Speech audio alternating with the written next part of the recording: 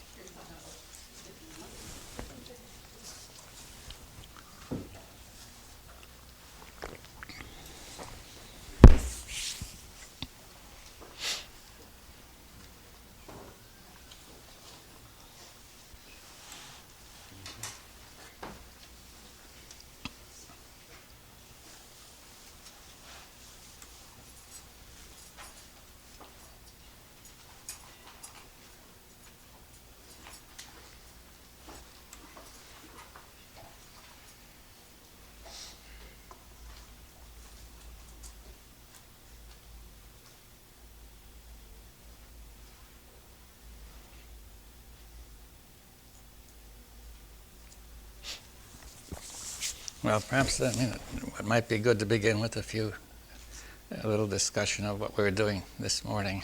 I mean, not too long, but perhaps if people would raise a few points. I was wondering if it would be possible to just very briefly trace the grounds that we've covered. I found that I got a little bit distracted by some of the things, and I'm not sure exactly what is the path and where we started and where we've come to. Oh. Well, I don't know.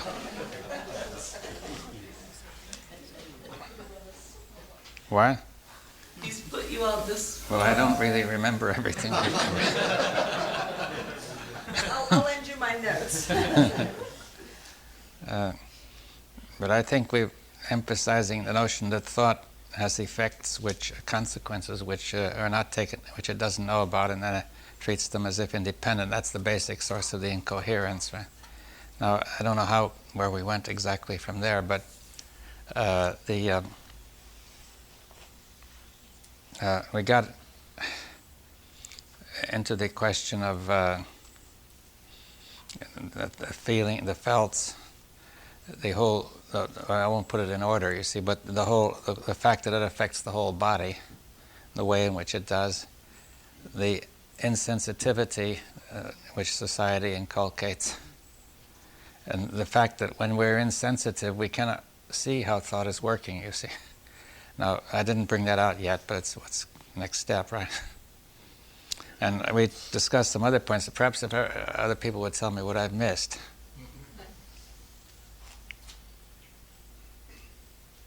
You spoke of matter as having rudimentary knowledge of Oh, yes, rudimentary mind-like qualities, and also the movement of meaning and coming in and going out as action, right?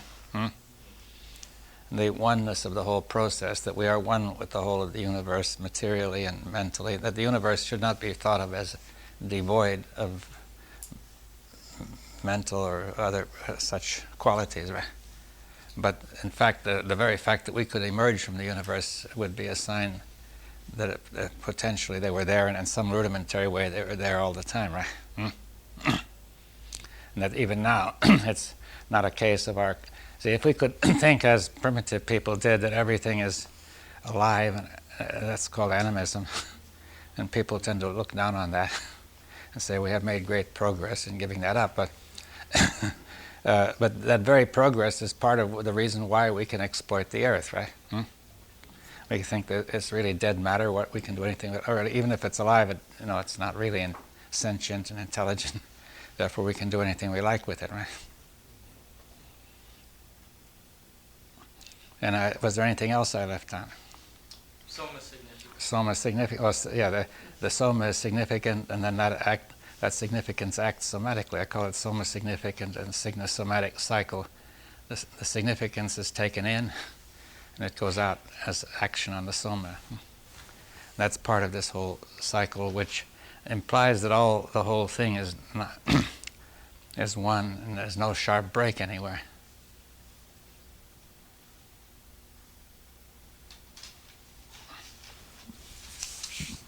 Was there anything else? The issue was brought up this morning about the group seemed to almost agree in a way tacitly that you cannot train to learn these qualities of mind. And I think that's untrue, that there are many forms of training and learning which will bring out this sensitivity and enhance the powers of attention. You have to discriminate and find out what they are, but that it is a learnable proposition. Otherwise, we're just wasting our time here. There isn't some way to learn. Yes, well, we say we can learn, but the idea of training has the idea of a sort of a program, to learn according to a program. And we can learn, say, I hope we're learning as we go along, that as we observe and we learn what it means, right? You see, we should be learning all the time. Yes. I think we agreed finally that it was inherent that either is blocked or it can be brought up, What? like refined. Sensitivity. Yeah, the sensitivity is now blocked, and what we want to do is to remove the block or deactivate the block, right? To end the activity of the block, right? Now, we can learn about that block, right? The sensitivity itself is too creative and subtle to be learned about very much. You see, it will work its own way. You see, it's always new. Yes. Is there not a way, though, to get out of our own way, so to speak, or get out of the way of the process itself? Yes, well, One can learn to yeah, we're learning let that. it emerge. Yeah, but that's the block, you see. Yes. You see, the block is thought, our habits of thought, the programs. Now, the programs are fairly mechanical, and we can actually learn something about them. And you see the whole programmatic thought, right? The whole thought which goes from the past. Yes. Now, then we want to say there's the present thought, which is new, now, or the present consciousness, right? Yes. You mentioned the electron has a rudimentary mind aspect. Yeah. Yes, well, I don't know if it would take some time to go into that, maybe, and that's what I would talk about in Santa Barbara, as I said. But the suggest you can interpret the quantum mechanics in that way, that you can understand it in that way, that and that there may be more subtle mind-like aspects. Now, you see, I think here I think that more or less covers the sort of things we've been doing. Is there anything important that was left out? Could I ask whether, although there's no way, is there a sort of skill that you can... Well, there will be skill in learning and skill in dealing with the whole process, right? Especially skill in dealing with this, with the blocks, you see, with learning. But can that skill be developed in any way? I mean, is there... Well, I don't know. I'd say that you'll develop it by doing it, you see. Now, we can try to, you see, the major point is that if you once see that this thing that this structure is incoherent and has no meaning, then it will cease to act, right? You see that any structure which you totally see as meaningless and incoherent and therefore meaningless ceases to have any value. Therefore, it doesn't work anymore, right? You see, the program might produce thoughts which are representations of things, but you don't necessarily give them any value, right? As long as you think they are real and true and so on, we'll go into that, then you begin to act according to them. You see, now, I think that you will obtain skill as you go along, and I think we can point out some things which you can do which might be helpful to obtain this skill, you see. In other words, but you have to take this in your own way, right? Individually, right? Right. Are you saying that then the objective may be to reach the point where one has choices? Well, I don't know. Choices where your whole process is coherent. One has been able to throw off the value. I thought the program is there. One has insight into the program or understands it, sees it, but doesn't value it any longer. One can then reject it. You take it or leave it. I mean, some parts is useful. Yes. But choices become available to you. Well, in a way, you could say that, yes. But the major point is that your whole process is coherent, so that whatever you do is going to make sense, right? Whereas at present it doesn't. See, and therefore, and if it's coherent, then you could see that most of the troubles of society are a form of incoherence. As I said, society is not serious, right? Hmm? And in fact, there's the story of Freud, which would be nice here. That there was one fellow came to visit Freud when he was old and ill with cancer, and he wanted to talk about something. But suddenly he says, "I shouldn't talk about this. You have a very serious illness." So Freud said, "No, we should talk." He says, "This cancer may be fatal, but it's not serious." So let's. It's just cells growing, you see. So. So the point is, society is doing things that may be fatal, but they are not serious, right? And that's one of the points. It's not coherent. Now, if we could get our whole process coherent, then we wouldn't have these problems. We might be doing something much more interesting and creative, right?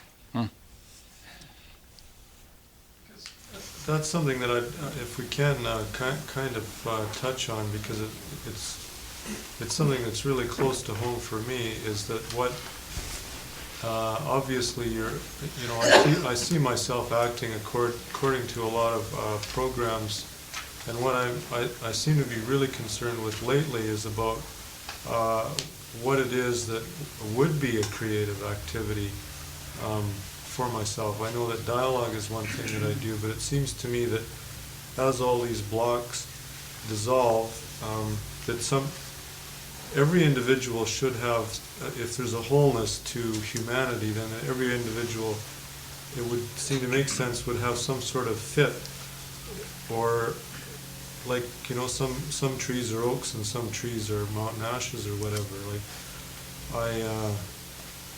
somehow like the collective manifesting in an individual expression of that happens to fit within the whole. And yeah, well, that may be a more difficult question for the moment, but I'd say that perhaps you will discover that. You see, one creative action is to work, to try to work on this, and to also to communicate it, you see. Because unless it does spread, then it will not mean all that much, right? Now, in the long run. Now, you may find other creative things to do, you see, according to the way you see them. You have to discover that, you see, but we can't lay it down, right? yeah, I understand. But I think that the point we're considering now is that we've got to focus on getting the whole process clear, not just for each one of us, but really it's for the whole mankind. Now, this may sound pretentious, but it is not. You see, let's try to make it clear. See, if you ask in this non-serious society, see, so what is going on? Outwardly, you see all sorts of things going on, and you say there are a lot of problems out there, you see. And you try to solve them, but you can't, because underneath it is this incoherent thought which is behind it all. So it's like trying to build on quicksand, you see. You no longer lay down one thing and it shifts and moves around. So you can't build anything there, right? So you could say, what can you do, you see? And see, in the past, people used to believe, that trying to help society was an important part of the meaning of life, huh? Something creative, perhaps. But with the society in its present state, it doesn't look as if you can do that. Now, so what can you do, you see? So you have to say, where is the trouble really? The trouble is really incoherent thought. It does not belong to anybody. It's just spreading around like this virus, huh? Virus. Yeah. And it may be yours or mine or anybody's. And the thing will never change until that thought changes. Right? right? So you have to say, look, if you're dealing with that thought, in one sense, you're dealing with the problem of the whole of humanity, whatever form it may happen to take, right? Whether it's my thought or your thought or Gorbachev's thought or Bush's thought or whatever. It is all basically the one process, right? So you are sort of dipping into that process when you are dealing with this. You are dealing with with this one thing. So you could say that that is where you have to be, you see, to see that this whole thought has to change, right? This whole process. And see, so if you say what we said before, in this process you can either be part of the problem or part of the solution, right? If you continue the usual way of thinking, you are part of that problem. Your thought just merges with all the other thought as part of that one thing. If you can get out of that, then you are part of the solution. You may be only the germ of a solution, but you have the quality of the solution, do you see? Which may spread, and so on. Is that clear what I mean? How is it spread? Well, by communication, you see. The same way the false method spreads. You see, we even say diseases are communicable. And all this is communicable, you see. Well, maybe that's a disease too. What? An insidious disease of thought. Yes. But we never took it as a disease. It's a kind of incoherent thought. You could call it a kind of disease, if you like. It's similar to a disease. It's similar to a computer virus. It spreads, you see, and it disorganizes the system, right? And then millions of the scientists that consider themselves scientists solving problems, they are suffering the insidious disease of thought. Yes, they may be propagating the same disease which they want to cure, you see. This is where the problem is, right? That most of the ways in which we try to solve the problem are part of that same problem. We think the same way, and therefore we are still part of the problem when we think we are trying to find a solution. Right? Would you say something about group mind? Well, I think we'd come to that later, but you see that that is a kind of group mind, but unfortunately we are focusing now on that group mind which is not healthy, right? Is there a healthy group mind? You could say this whole problem is a group mind, right? That the problem, the crisis of mankind or humanity, is going on in the collective mind, right? Is that incoherence always there and we just don't dip into it? The incoherence is in the programs, it's in the memory, it's in not only in our personal memories, but it's in the libraries, it's in the computers. It's everywhere, right? False information. Yes, false, misleading information, right? Very subtle, you see. And it's all part of the whole thing, you see. So we would have to raise the question, can we have a healthy collective mind too, you see? That we hope to get to that, right? Now, is there any other questions coming out of that? Perhaps I would go on from there.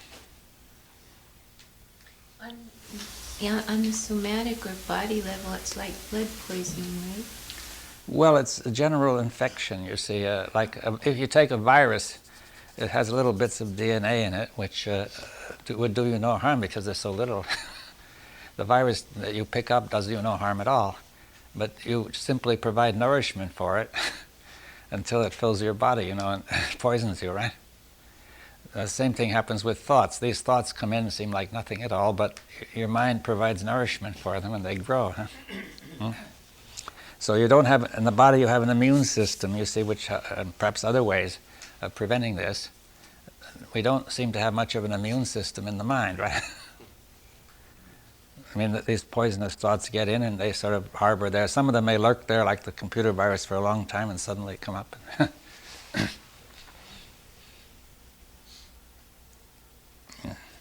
So you see, that's another way of looking at it. Right? Now, I'm suggesting that if we can get a clear, an important step is to clearly understand this, that's a kind of map, but also to do something about it further than the map, which is to begin to be sensitive to the actual process as we were discussing this morning.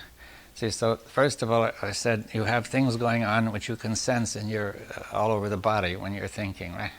When thought is going on. Ordinarily, first we don't pay much attention to them because there is a thought there, which a common collective thought, which says that's not important at all. Right?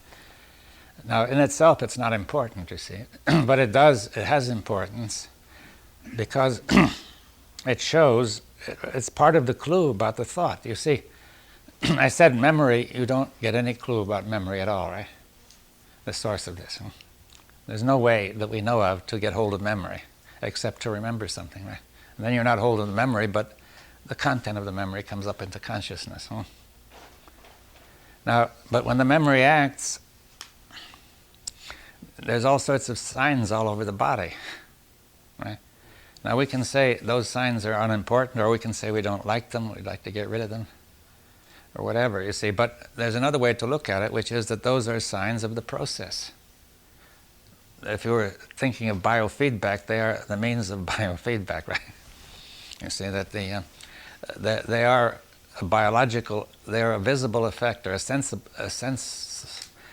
effect which can be sensed of whatever is going on. Now, according to that, we might be able eventually, being able to sense that might be the first step toward something changing it, right? You see, we haven't been in contact with the process at all before, except very abstractly through this map, right? Through the intellectual map, right? Now, I'm saying that may be part of the way of getting in contact with it.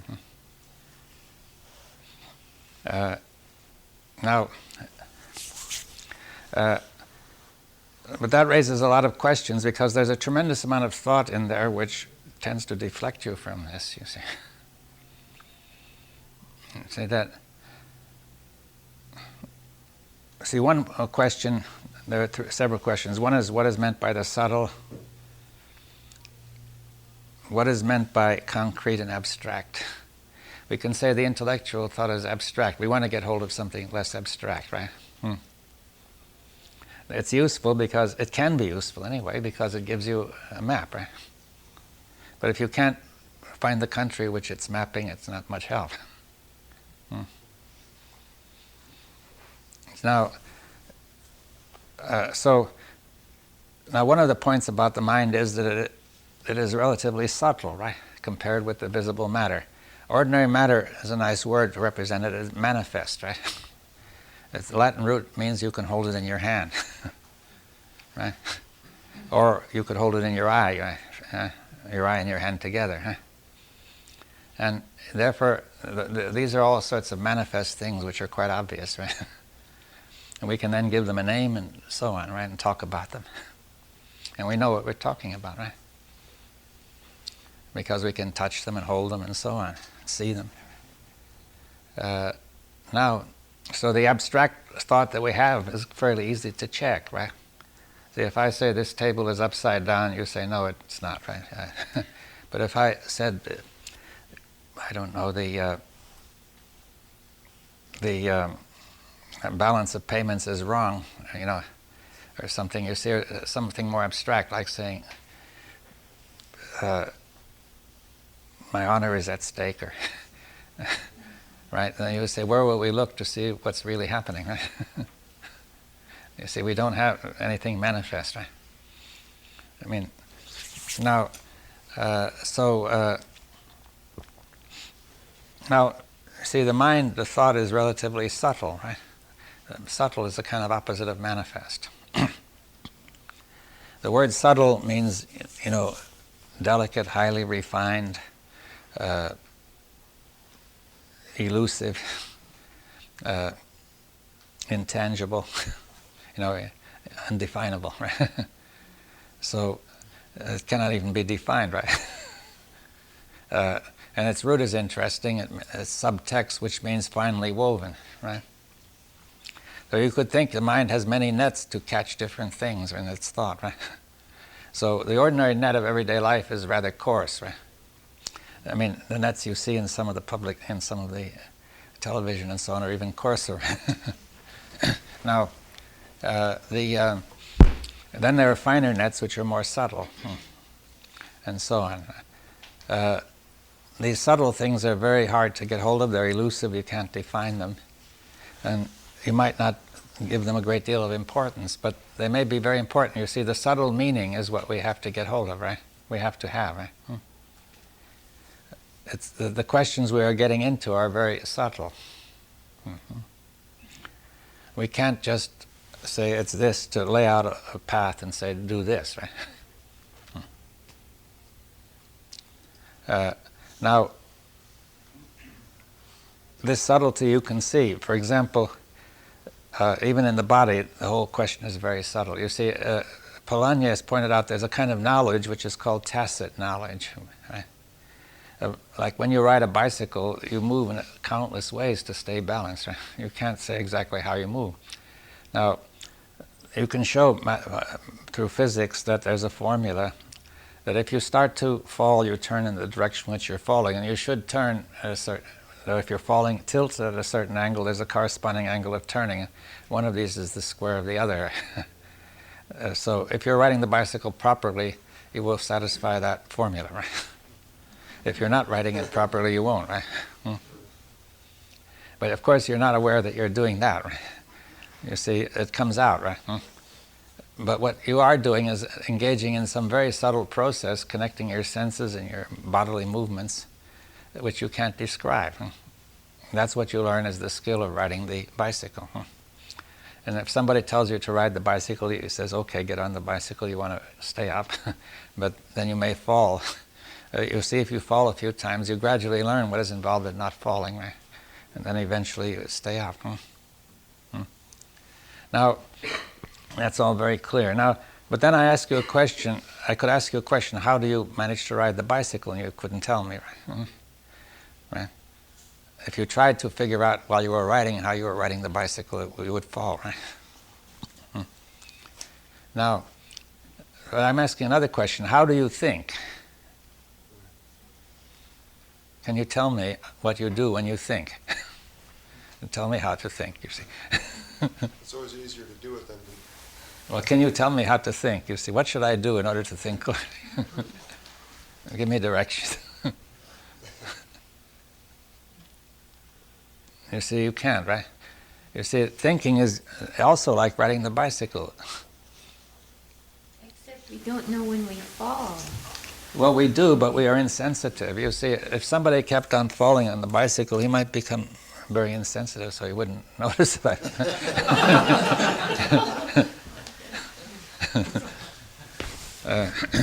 You see, even soldiers in battle, there's so much they can get when they're wounded. They can get such strong endorphins in them that they don't feel pain. You see, so you could perhaps be so loaded with endorphins or morphine or something, so that you could fall and not hardly notice it. Eh? You fell, I didn't. Well, you could do everything. You see, but anyway, but now if you're thinking. You can say the thought may be, see, if you're thinking coherently, the thoughts may come out in a fairly logical order, for example. That logical order is like the formula for the bicycle. It is the result of a very subtle process. You do not think logically by following the rules of logic, right? If you tried to do that, it wouldn't be very effective, right? So the rules of logic are merely a summary of what you will actually be doing if you are thinking correctly.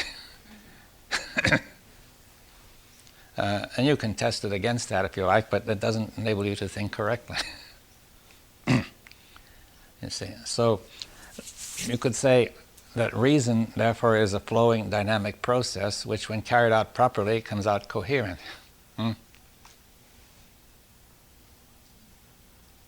See, so reason is not so different from the rest of the whole process, feelings and all that.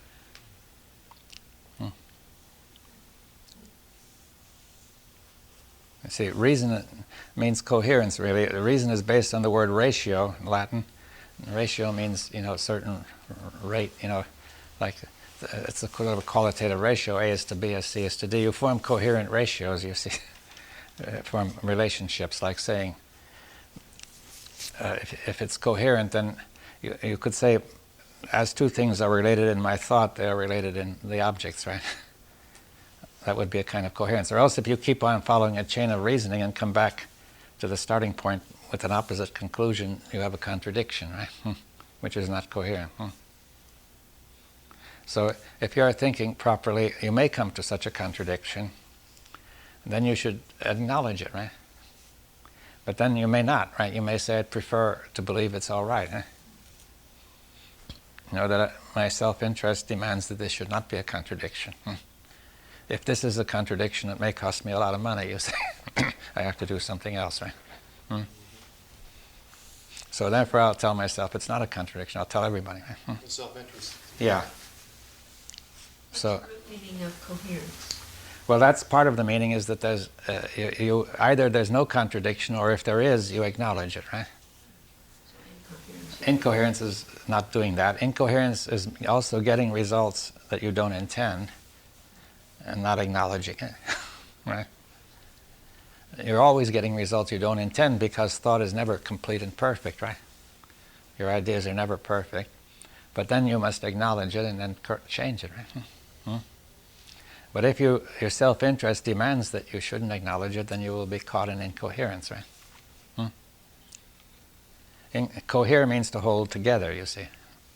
So it's cohesive.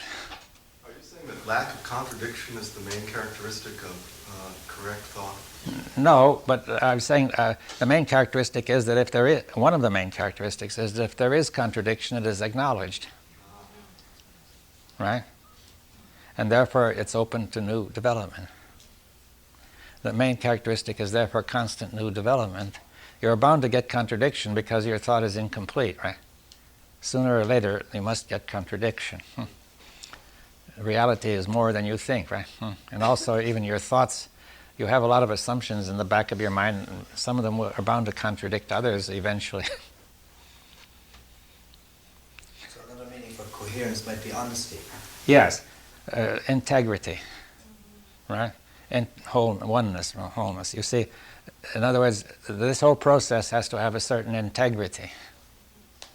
Now, if there's no integrity, you have disintegration, right? And that's what we're seeing in this society, right? Are you still in the vein of the connection between the map, the territory, and subtlety? Or Yes. did you finish with that? Well, we're not quite finished with it, but I'm saying, though, that this whole process is based on subtlety, you see, on something very subtle which you can't define. Are you trying to imply eventually with this word subtlety, like for instance, Einstein did something that no one else had done. He looked at the basic axioms of physics and math, and out of that came something immense, energies related to matter. And then if you look at the sky during the day, you don't see, well, you see clouds, you know, and then at night you see one star. Well, in this century, in the last few centuries, we find out with telescopes that really the universe is out there in a little star. And that's subtlety, there's something immense. Are you trying to imply that if we can see something subtle about the process working of our thinking, that in that clue, in that little subtle thing, there's something maybe immense that can come out of that? That's right, yes. Help us. Yes, because it took very subtle clues to show all this stuff that you're talking about, right?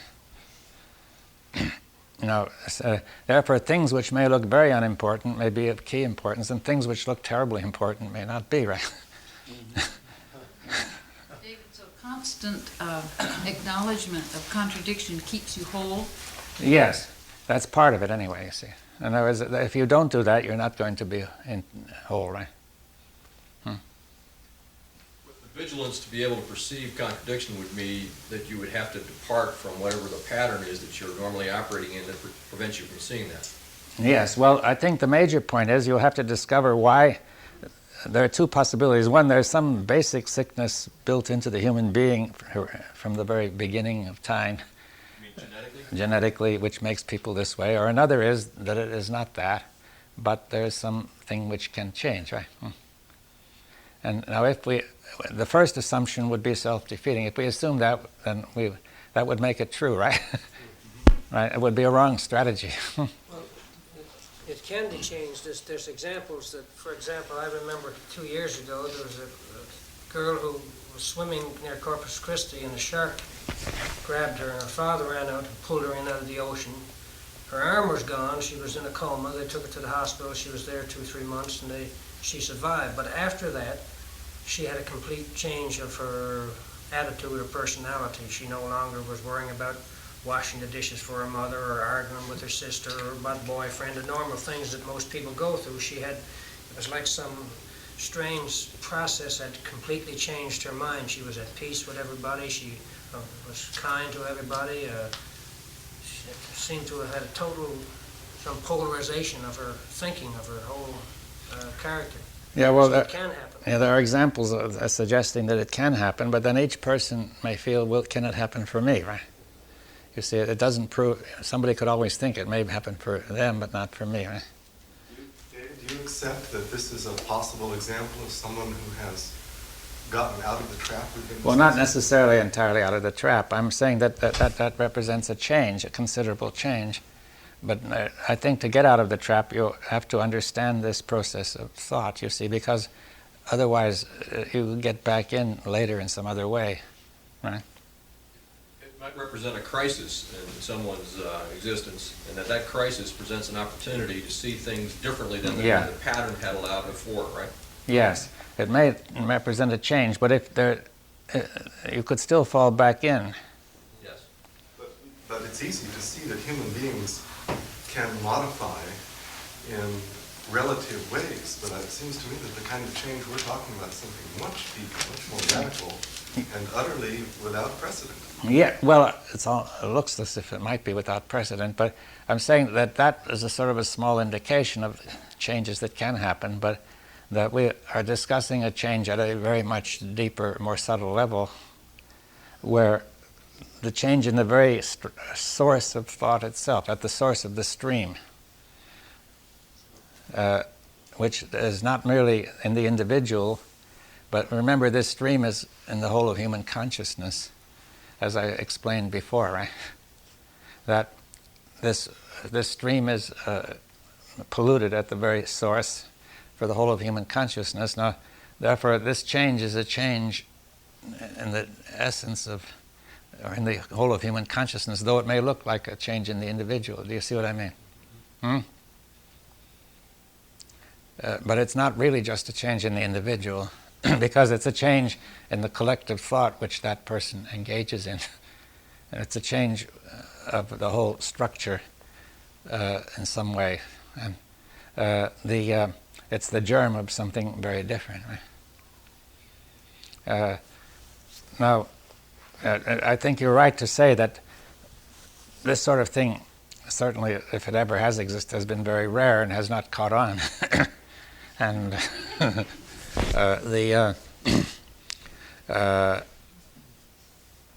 and yet something like this, I say, is needed, given that the human race has gone on into advanced technology. If we had stayed in the Stone Age, we could have done without it, you see. We could have gone another 1,000,000 years, you see, fairly happily. But having got out of the Stone Age and moved on inevitably to technology, we are now challenged with this, you see. Now, this may lead us to something far beyond anything the Stone Age would have done, or it may lead us to extinction. It seems to me that even though we can't describe how we think, we know, we have an awareness of when we are not thinking. Is that important? What do you mean? Well, it seems there are times when we are not thinking and we can be aware that we're not thinking. So it seems to me that even though we don't know how we think, if we can learn to... Well, then what makes you think? That you're not thinking. Well, what makes you think at all, you see? In other words, why do you begin to think when you're not thinking? Well, that's what I'm saying. I don't think we know, necessarily how we think, but we can notice that there's times that we're not thinking, and I think that's kind of a clue. Mm-hmm. It's like what's going on when we're not thinking. Yes. What is going on when we're not thinking? Could you say? Well, I would say we're sensing, using other senses. We're more, maybe more sensitive, like you were talking about. Mm-hmm. So we might be more just processing, information from a sensory level, but that doesn't involve a thought. Yeah. Now that's fine. Now the question is, can we be that sensitive to at the same time that we are thinking? But I think this is where the training, I think you can learn to do that. To do I think what? that's what Adam was implying. Learn to expand our way of being so that we can sense and think more simultaneously, not exclusively one or the other, not just be in, one mode or the other. That if we can include more sensory input into our awareness while we're thinking, therefore we'd have more information to think with. More of awareness of our bodies while we're thinking, etc. If you observe thought, though, I would think that it would cease after not too long. If you're watching it objectively, it should subside. Well, if there's no need for it, right? Right, if there's no need for it, correct, yes. Yes. You see,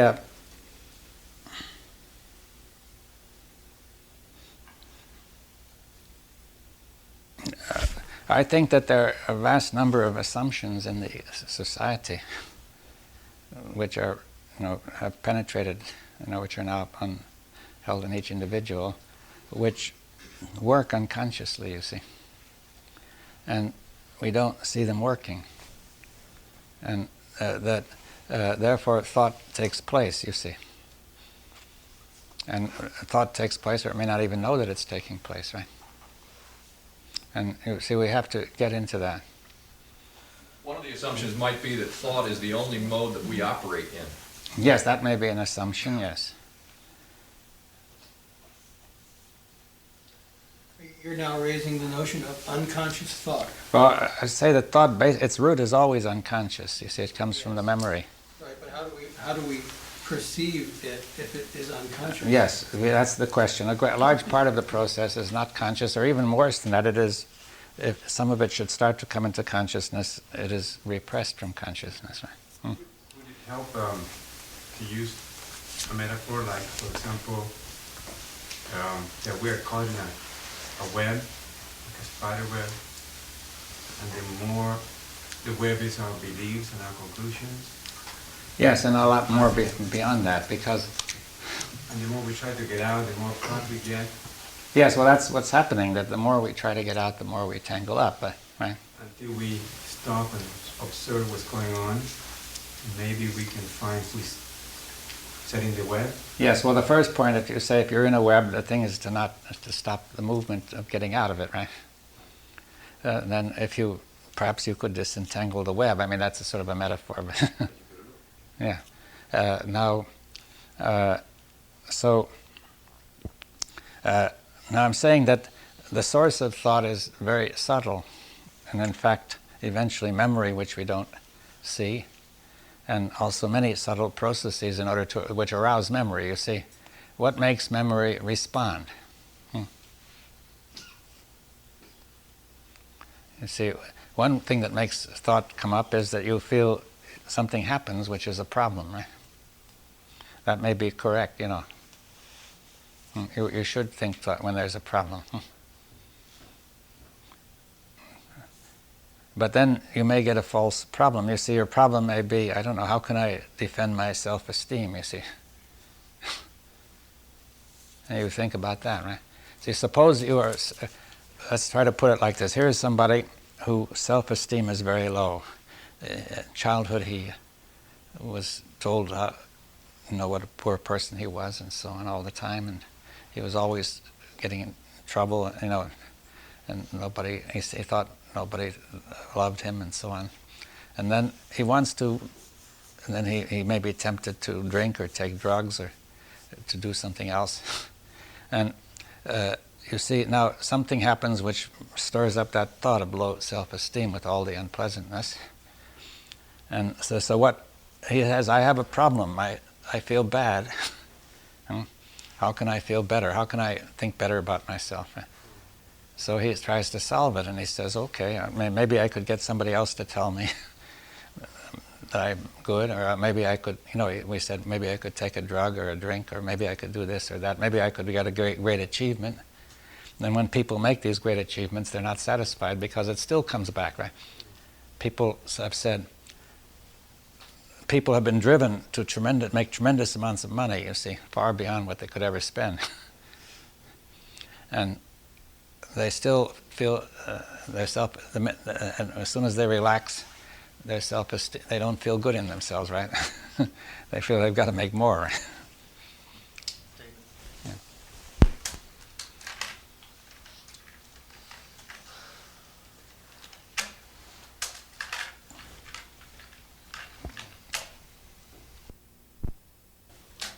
Well, you could probably work out a program to build up that person's self-esteem, but that would be a very limited affair. You see, that wouldn't get at the at this deeper question of why we're in this whole mess as a totality. You see, namely the society doing all that, and we're not getting clear about thought itself, namely that thought produces results and doesn't know that it's done it, right?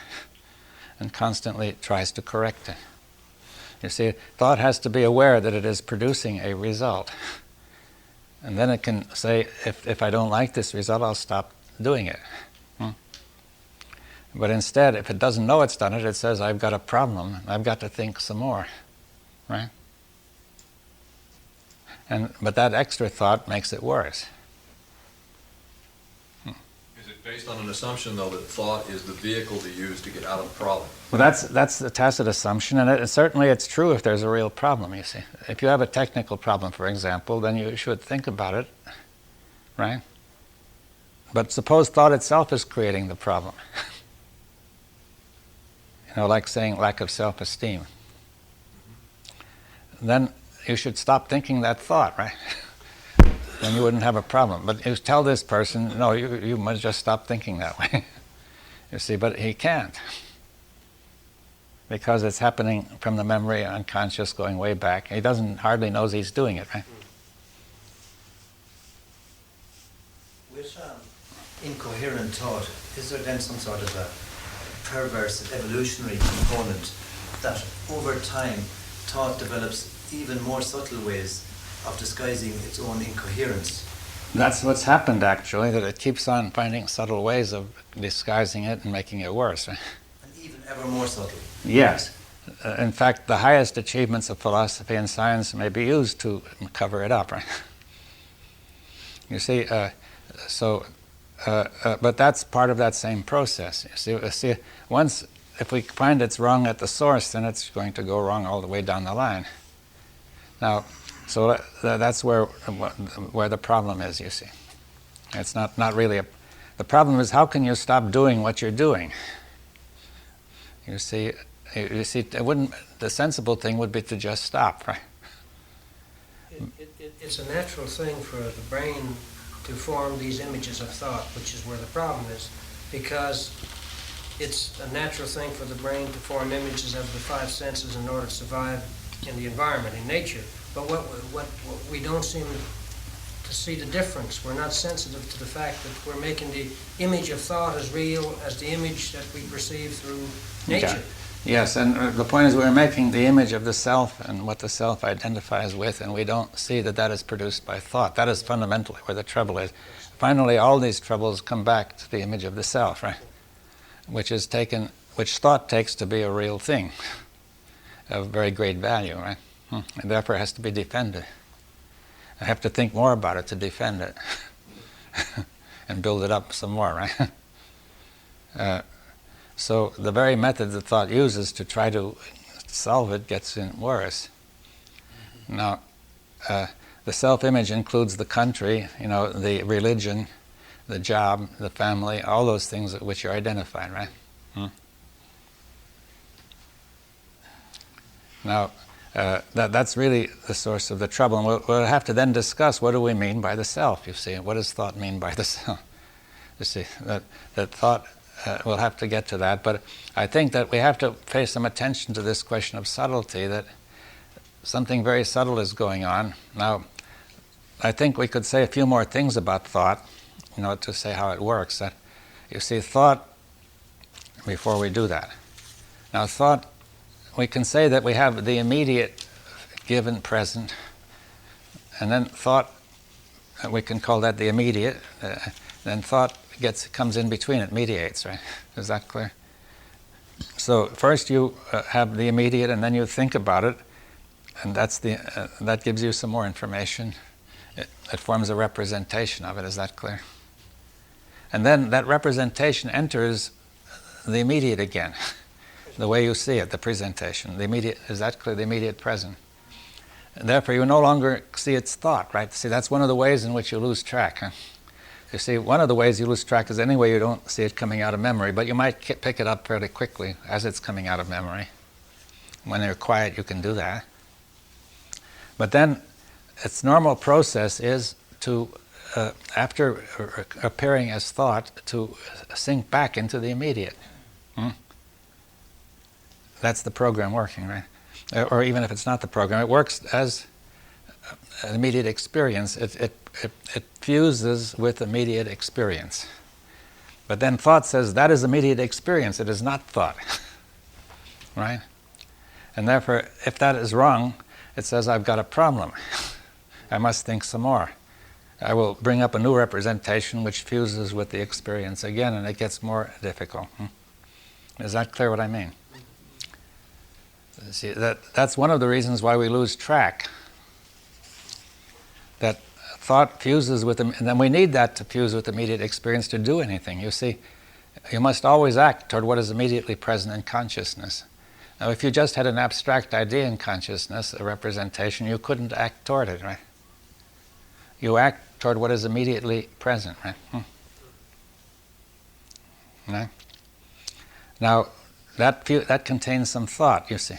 For example, the fact this is a table, you sense it to be a table right away, you see, although it's really thought that tells you that, right? I mean, if it's a block of wood, it's all sorts of things, but somebody who had never heard about tables wouldn't think of that as, wouldn't experience that as a table, right? You see that.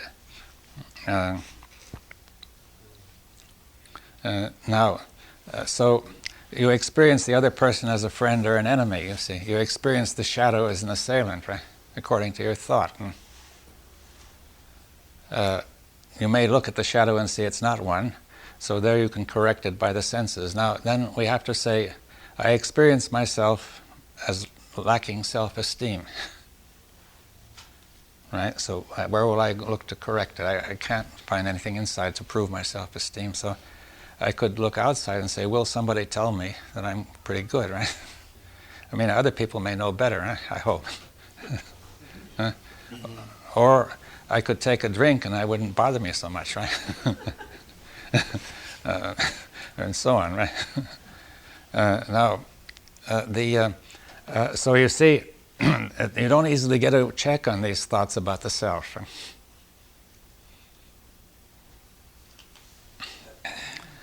See, not the senses don't tell you, but I'm trying to say there is a sensitivity which will tell you, but it is very subtle.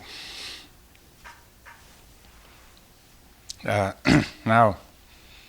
is it not a possibility that this could pertain also to what the lady was speaking about a few minutes ago, that to experience a state where you're not thinking and you're being sensitive could not at a very subtle level that be thought, comparing the image of that experience with the image of what it thinks? Well, there's always danger of that could turn into thought, saying when I remember that, it's now a thought, and it produces an immediate sense of being there. You see, that the thought can imitate all sorts of things, you see, in the immediate experience.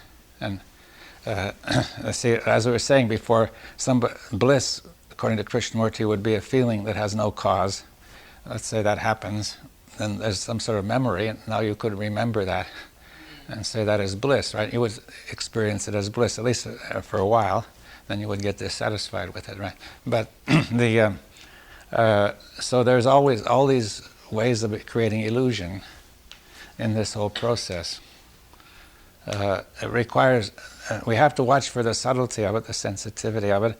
And see, I think there's one other thing that I should say about thought to make it clear where the question is. Thought, we have the thought, let's see how much time, we have, thought is an abstraction, you see. It is always some part, right? It takes out, abstract means to take away. In your mind, you abstract this table, it's there presently, not abstracted, right? If imagine a jungle, you could abstract food in there, it's all together, right?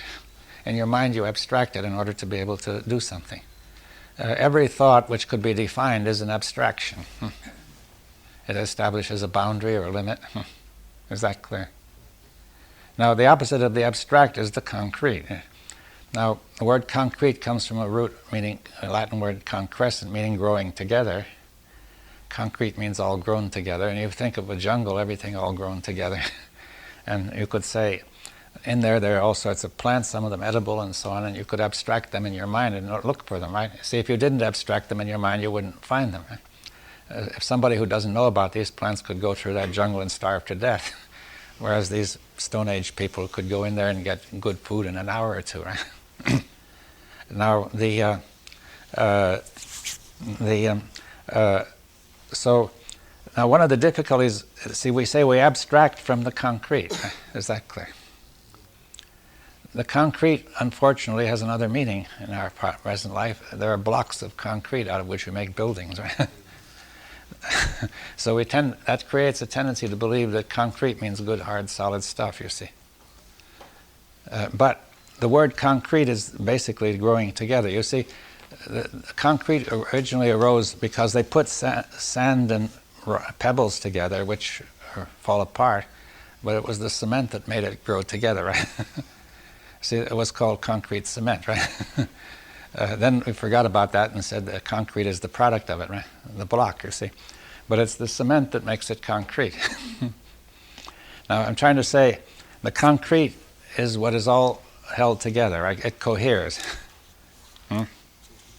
If it doesn't cohere, the abstractions may not cohere, right? Now, we need abstractions. See, they're very useful and necessary. We can only think through abstractions. Even the word concrete and abstract is an abstraction. But I'm trying to say, what is the most concrete thing there is? You see, is it this block? Is it the earth, the solid earth? Or is it something else? You see, is it what holds together our whole experience is the meaning, which is very subtle. Is that clear? Yeah. Now, the most concrete thing is this immediate moment. You see, in the flow of meaning which is between us, right? Anything we talk about, the content is relatively abstract. See, it's another time, another place, something else, right? Or some part.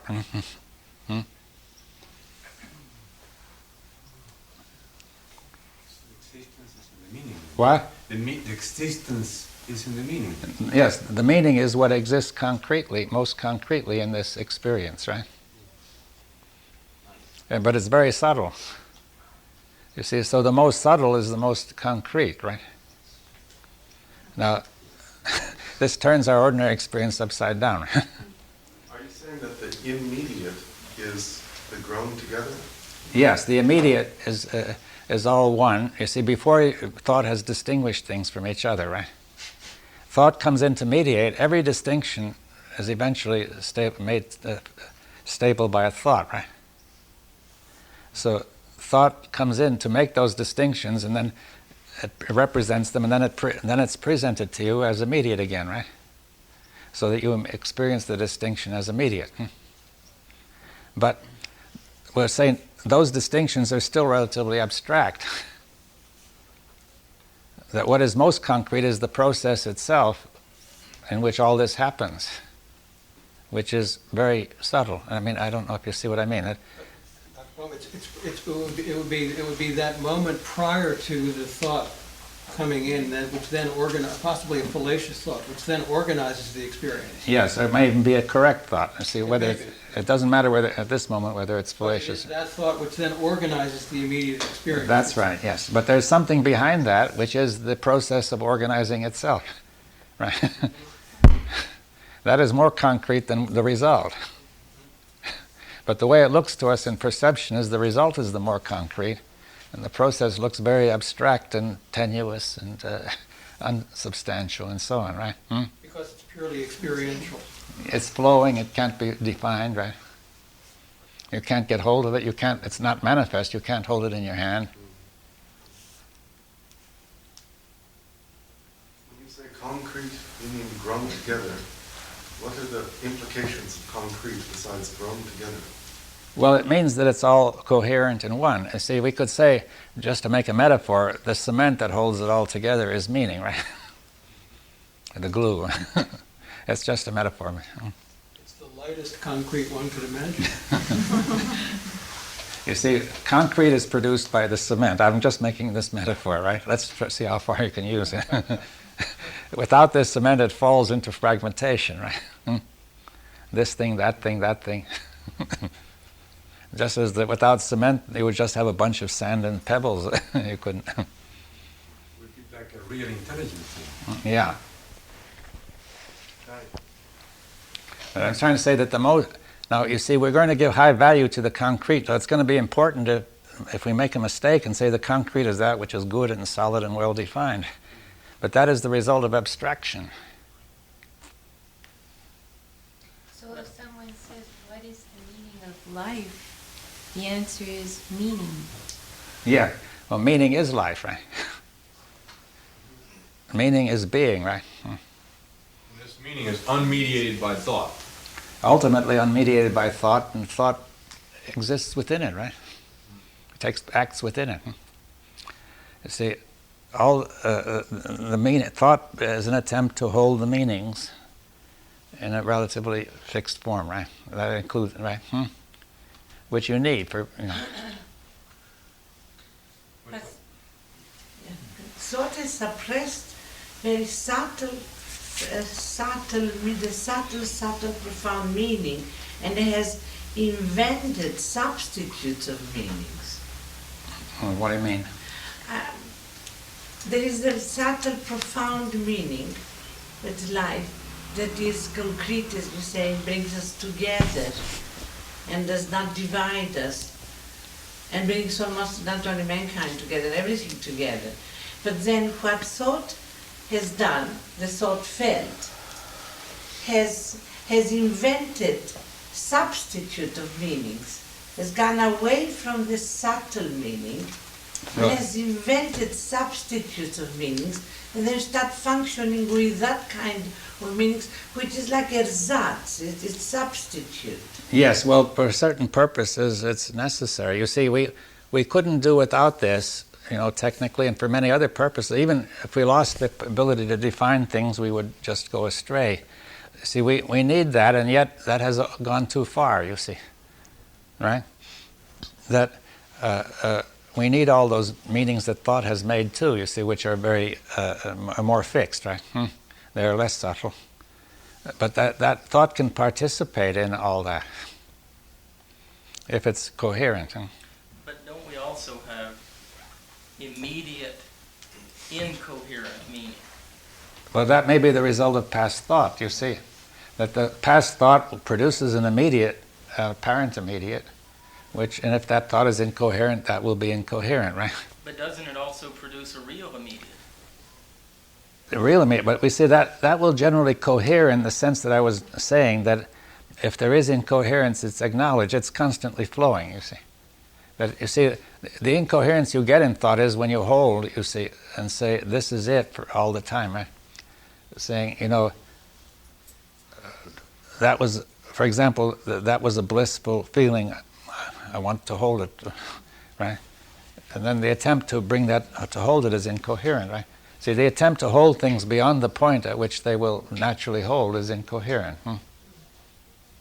Now then, if you happen to do that, that's still not so bad, it's normal, as long as you say that's what's happened. But even if you don't recognize it and say that's what happened, and you persist in the incoherence, is there not immediacy in that too? Because that is happening. It's a mediating process, but it is happening. Yes. Yeah, well, that's another point. Yeah, the point you're making is that thought itself is part of the immediate. Yes. Thought itself is a real process. Coherent or not. But thought itself in its real existence is immediate and concrete. But we do not see the concrete existence of thought, right? That's what we've been trying to say. It's very subtle. But it's both, right? It's both. So, you see, everything is concrete, finally, including thought itself. Thought as a process, as a reality, is concrete. Is that clear? Thought is a concrete reality, but its product is abstraction. Right? when thought is coherent, is it an accurate response to the immediate? Well, yes, it will be if it's coherent, or else it won't respond at all if there's no need for it, right? Would it? I'm just trying to. I'm trying to put this together, and maybe I want to check and see whether this is the same thing that you're talking about in Science, Order, and Creativity. You talked about what happens to the human eye when the fovea is destroyed, and the fovea is the thing that picks out particular elements in the field of vision. And you said that if the fovea is destroyed, you still have like the overall picture, or the what holds it all together, and that would be the concrete. The fovea is like what abstracts out of the visual field. Yes, it builds up the abstraction. It focuses on this and this and this, right? Right. Now it makes the abstraction possible. We say it provides the information from which the abstraction could come. Huh? So, but what happens if you lose the peripheral vision? Then all you see is particulars, and that means that all the particulars aren't connected to the whole anymore, and you're totally lost. Yes, it has no meaning. You see. Yeah. Okay. You see, so but that happens in fragmentation mentally, right? You see that if you say that the fragments are the basic thing, then they won't cohere, you see. Yes, I think that's just a natural time to make a break now.